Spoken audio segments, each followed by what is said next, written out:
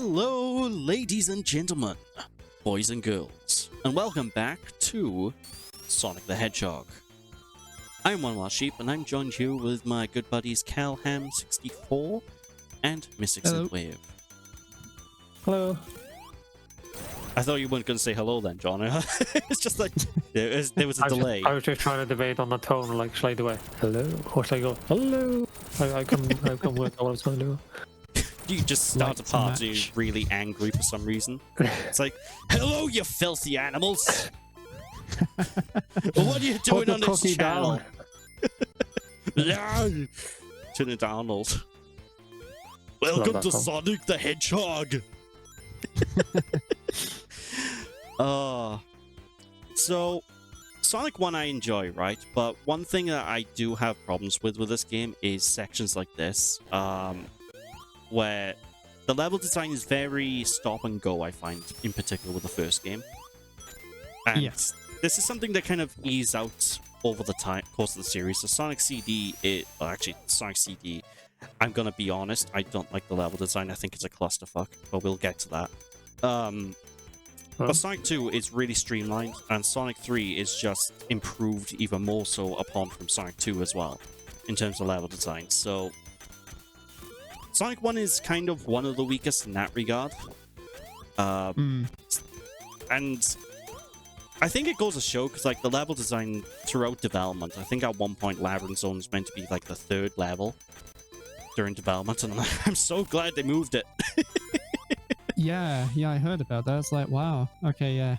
It's a good thing they did do that. Oh, it's absolutely nutty. Anyone who hasn't played Sonic 1, for the like two of you in the audience, Labyrinth Zone is hell. Absolute hell. In fact, when you go to play this game at some point, I want to watch you play Labyrinth Zone specifically. I think you already turned me off playing it, mate. Oh, it's fine. It's fine. It's only water and drowning and spikes and more drowning. Oh, is that all? And more water. And a theme song that makes you shit yourself every time you hear it. Spring Yard Zone, oh man. I don't particularly like Spring Yard Zone. I find they bounce around too much in places. I used to find that, but I've kind of learned how to maneuver it effectively. So nowadays, I can just kind of... Well, you just saw me there. I just skipped straight over that. So, all right. Ooh. This is one of those levels that when you master it, it becomes really fun. But getting to the mastering point is very tedious because you've got so many spring traps, bouncy pads, things you can run into. Which makes sense. This is about the point where the difficulty starts to get up a little bit in the game. It scales up a bit. I love the music though. The music's fantastic. To be honest, that could go for almost every Sonic game. If there's a Sonic game, chances are at some point in the commentary, I would be like, right, the music's a banger. Yeah, see, that's the thing, really. I was about to say, what music? And I realized that now my volume turned up too loud. Wait, you had... I could hear like the sound effects, but I couldn't hear the music. Wait, so you couldn't hear the music because you had your volume up too loud? Too low, sorry. Not too loud. Okay, I was wondering, I'm like, what? It was so loud that all you can hear is the sound effects. We'll start off part 3 and John's just going to be like, what? I can't hear you! Oh, gosh. But yeah, the coin system they introduced in this collection is probably one of the best things they added to Sonic 1, just for the sake of convenience and quality of life. Oh, yeah. Because basically, in the traditional Mega Drive versions of the games, you have lives, right? And you gain lives by getting 100 rings, or breaking one of the life boxes that you can find throughout the level. That's been completely gutted in exchange of a new coin system. So now you have infinite lives, and you spend the coins to retry special stages, and I'm so glad they did that. Yeah. I like that. Because I've heard from people, sometimes they will say that, Like, they find it difficult to get the Chaos Emeralds, and they hate the fact that when they fail it also, they can't just jump straight back in. Or at least you can in Sonic 2, but you have to get to another checkpoint. But, you know, now it's nice that you can just hop straight back in and try again. Especially with how awkward it is to get the Chaos Emeralds to begin with, because you need 50 rings at the end of every level to get a chance to get one. Yeah. Which means if you get hit right at the end of the level, that's it. You're not going back in. You're not getting the emerald. And it can be a nuisance just for that alone. Oh, absolutely, yeah. Oh. Tell you what, I might actually try and play this game with 50 hertz at some point, because in the PAL region, Sonic the Hedgehog 1 for us was slower. We had a slower game because the game ran 10 FPS slower. And it's not like nowadays where the frame rate is separate from the physics. Back then, almost every game, the frame rate was tied to the physics in some form. So everything was slowed down. The entire game speed was slower in the UK. Which is why I know a lot of people who like Sonic 1, 2, and 3 over here, but they don't like any of the sequels, including Mania, because they find it too fast. Because over here, we just straight up had a slower game. It's really wild. The music was slower too. Yeah, I actually legitimately love the slowed down music, because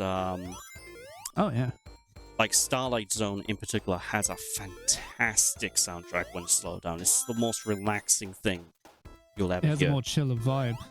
Yeah. It's like if you put it on like a low pass filter with it slowed down like that, you can have like a really chill, like, I don't know, while you're doing work or something or studying, have it in the background. Oh, beautiful. It's the same really for so unlike an overclocked Mega Drive or Genesis, if you go into the special stage of Sonic 3 or Sonic 3 and Knuckles, if you flip between the switch between 60 or 50 hertz, it slows the music down on that, and the 50 hertz version of the special stage song actually sounds like super chill. I'm pretty sure some person's uploaded a video about it. More than guaranteed. Yeah. But what's really strange, though, I will say about this collection is, like, I think the frame rate differences, like when you lower the frame rate, is still present here. So if you manually lock the frame rate yourself, you can get the UK equivalent experience. It's really wild. But I don't think it applies to the music. I could be wrong. Hey, there we go. Now we can just scramble straight to the end of each stage. Yeah. It is a shame you don't really get much of a reward in Sonic 1, though. It doesn't even say all Chaos Emeralds, it just says got them all. Yes, now you got the 6 magical candy. Yeah. 6 jewels, the gobstoppers, whatever you want to call them. If you notice as well, the emeralds don't flicker. See, in the original, there was like this flickering also. But in this, they shimmer instead. I quite like that, to be honest, because the flickering always bothered me. I understand why they did it, because like transparencies back then weren't really easy to accomplish. Yeah. It was like annoying as well with like when you were like recording the footage, if it wasn't in 60 frames and in 30, sometimes it wouldn't capture the emeralds at all. So they just wouldn't be there. I'll tell you what, that was a nightmare in early YouTube before 60 FPS was an option. Yeah. Because like if you go to like any older playthrough on YouTube of these games, you will see sometimes like the shields will just overlap Sonic. You can't see Sonic at all. The emeralds will be invisible sometimes. It's really strange. And even now when he's doing like the ball spinning effect, that even has the same problem too, because it's using a flickering sprite whenever he's spinning to emphasize the speed. And it's like, YouTube, why are you like this? Yeah. I think 60 frames per second got introduced in like late 2014. Was it that late? Really? I think so. As far as I'm aware, I remember making a video about it. Oh, Like wow. saying YouTube's recently added 60 frames per second. We're finally out of the Stone Ages! Yeah! Yeah. I actually missed the star system on YouTube when you used to rate the video out of 5 stars. I want that to come back. I really like that. Oh, the star system. I found Yeah. it more useful than what we have now, where it's a like or dislike ratio, Yeah. because it gives you a bit Since you- more feedback. Yeah. Especially since you can't even like see the dislikes anymore without a plugin. I don't know why they did that. I really don't know. Maybe EA complained that they kept getting downvoted in all their trailers or something. Perhaps. I have no idea. It's very strange. But anywho, as we mentioned earlier, this is the dreaded Labyrinth Zone. This Or is as I the like one, to call it, John. Hell. It is. Oh, Yep. So, should I take notes? 100% Yeah. yes. So, whenever you see those bubbles on the floor, you want to grab them. Because otherwise yeah. you're going to drown. Oh boy, yeah, that threw me off guard. Oh, the drowning music is nightmare as well when it comes in. 'Cause it's such a shock to the system when you hear it. It's iconic though. Oh, it is. It's 100% is. It took me years to know this, but apparently the drowning music is actually in Sonic Adventure 1. It's just really, really hard to ever see Yeah, it because you're is. never underwater. It's so strange. The first pool before you go into Emerald Coast, you can drown in it. One of the only places. Oh. I tell you what, Sonic Adventure 1's history is fascinating to me, though. Just because it was started off as a Sega Saturn game. And Yeah, it did. we don't really have too much of what the game looked like back then, outside of maybe a couple of early concept stuff and one level. Because one level was included in the game files, I think, and someone managed to find them and actually get them working, which is the beta version of Windy Valley. And that's how you could sort of see how the game transformed, because it used to be more like this. Oh, here's the drowning music. Oh. Yeah, the art style used to be more like classic Sonic, where everything's really surreal looking. And then at some point they merged it to be more realistic. I don't know. Sorry, what was that, John? Oh no, the drowning music's quite intense. Oh yeah. Oh, it is. Weirdly enough, like I think Sonic Colors has the drowning music at some point as well. It's not as intense in that either, I don't think, because it's using an orchestrated instruments instead of like the chiptune. And it's not nearly harsh enough. It does not fill me with the same sense of, oh shit, I'm going to die. Yeah, not as much as this, I agree. Oh fuck, here we go.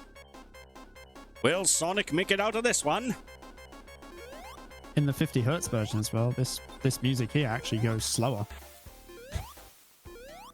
Oh, it makes me shudder. Yeah. But I will say, like, Labyrinth Zone as well, on top of them being the most pain in the arse levels to get through, I think they're the longest in the game as well. That would be because it's underwater and it's a lot slower. Yeah. I'm just glad it's not like in the Master System Game Gear version of Sonic 1, because Labyrinth Zone in that is the worst. It's even worse. Oh, yeah. And I don't think in terms of like being a level it's worse, because it's easier than the Mega Drive one, I find. But oh, it's so slow. It is so slow. Because the frame rate just cannot handle being underwater for some reason. So I actually really like the vibe of Sonic 1 on the Master System and Game Gear, because I found that getting the Chaos Emeralds in that game was more straightforward compared to the Genesis one, because you just find them. Oh yeah, I really like it. Although it's weird, because I don't like it in Sonic 2 on the Game Gear Master System. Even though it's using the same system, it's just they made them so kind of annoying to get. For example, like I think it's what's the name of the first zone inside 2? It's Ooh, Underground Zone. There we go. That's one. yeah, mine thingamajig. Yeah. So in that zone, you have to make a leap of faith at one point to get the Chaos Emerald, and if you miss it, you can't go back for it, and that annoys me. Ooh. But we'll get to the Game Gear 8-bit games at some point, because I have a lot to say about them. Well, Yeah. It's specifically Sonic 1 and 2 anyway. it's better to play the Master System version because you get more of a bigger field of view also. 100%. In fact, it's kind of cool because like the Master System Game Gear hardware is so similar that a lot of people have been just modifying some of the Game Gear ROMs and just making Master System ports of the Game Gear games. Oh, sweet.